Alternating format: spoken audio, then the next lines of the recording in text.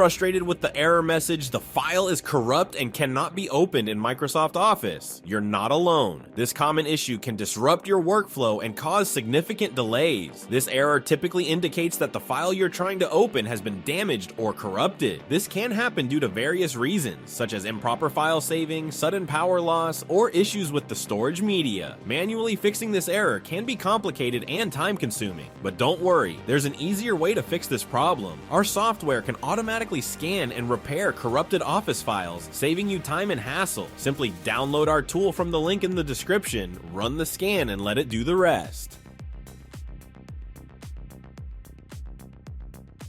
If the software can't fix the issue automatically, it will provide you with a detailed guide on how to resolve it.